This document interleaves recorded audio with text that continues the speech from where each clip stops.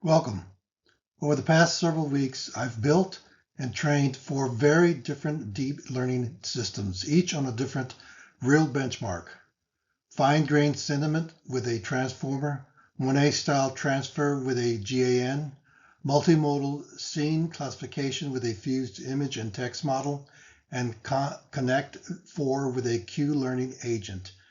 In the next 5 minutes, I'll walk through what each technique does, where it shines and where it breaks, and end with 3 principles that cut across all 4.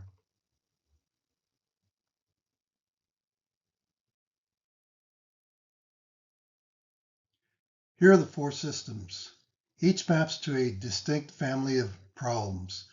Transformers handle sequential or symbolic data, text in our case, with the Distilbert classifier on the SST5 movie review corpus. GANs generate or transform images. We trained a cycle GAN to repaint photographs in Monet's style. Multi-input models combine modalities. We fuse an image branch and a text branch under clip distilled labels for scene classification on Flickr 30K. And reinforcement learning handles sequential decision making. We trained a deep Q network with action masking to play Connect 4. Let's take them one at a time.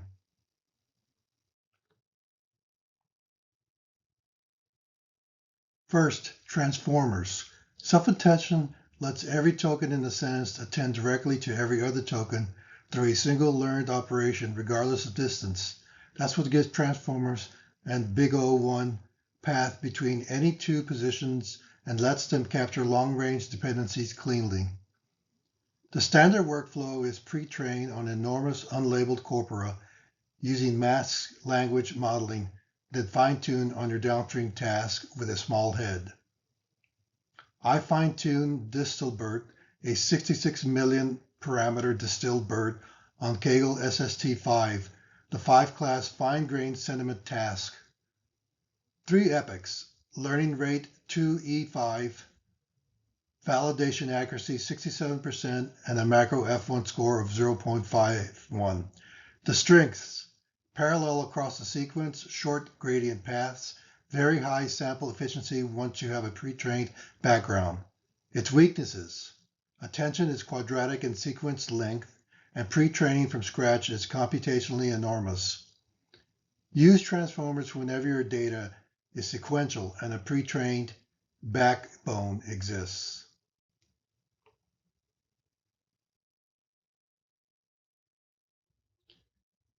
Second, GANs. A generator and a discriminator are trained against each other in a minimax game.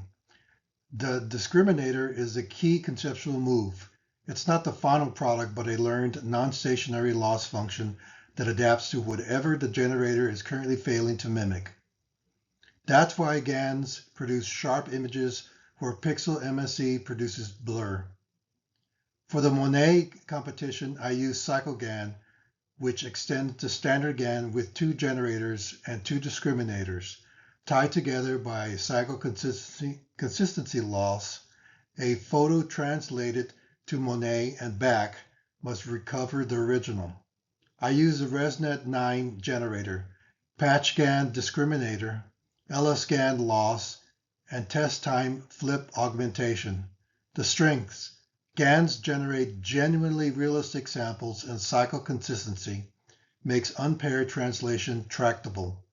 The weaknesses: training is famously unstable, mode collapse is common, and there is no tractable likelihood for clean evaluation.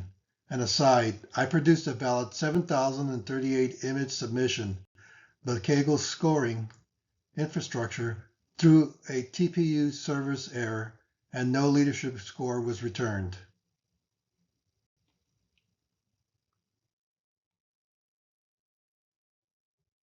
Third, multi-input models. 1 encoder per modality, ResNet 50 for images and Distilbert for text, followed by a fusion module and a classifier head. The task was Flickr 30K scene classification across 6 classes. 2 methodological points dominated. First, the labeling source. An earlier version used a keyword lexicon on captions, which made the text branch essentially invert the labeling function. I replaced it with clip distilled image conditioned labels, which broke the circularity. Second, the fusion module. Concatenation has a bias toward additive interactions, but multimodal phenomena are often multiplicative.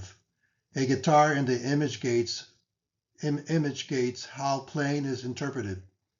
Gated bilinear fusion captures that. The result, a fused macro F1 score of 0.768 versus text only 0.690 with a disjoint 95% bootstrap confidence intervals. Strong evidence for genuine multimodal benefit.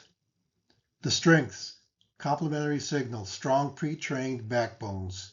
The weaknesses, modality dominance, label leakage shortcuts, and scarce paired data.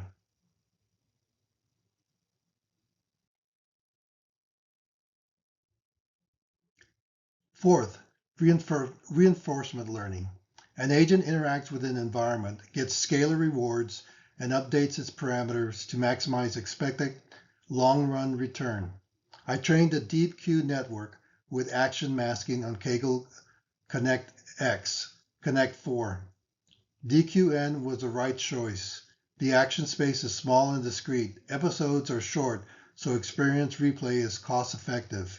And Q-Learning's off-policy nature suited the random opponent training distribution. Action masking was essential. Without it, half of random exploration moves are illegal. The results, 93% wins against random, 12% against a much stronger Negamax search baseline. I also trained maskable PPO under identical settings.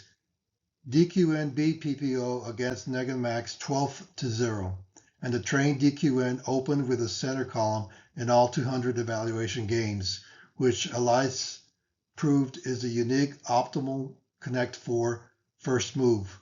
The Kaggle score of 600 ranked 139 of 284 submissions. The strength, learns from interaction alone, optimizes long horizon goals directly. The weaknesses, sample inefficient, high variance, and sensitive to reward design.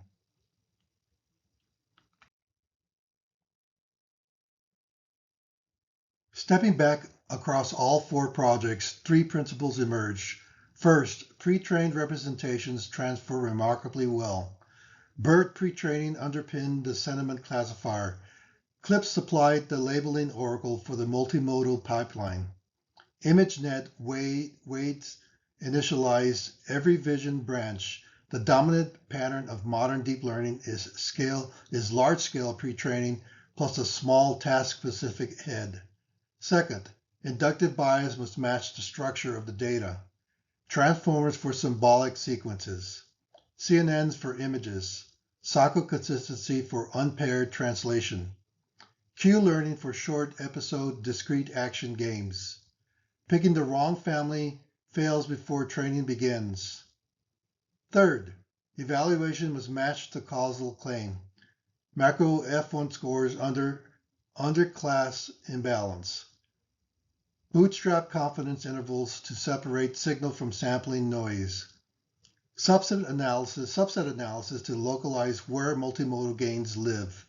Head-to-head, budget match comparisons like DQN versus PPO. A single number without intervals or controls almost always overstates the finding.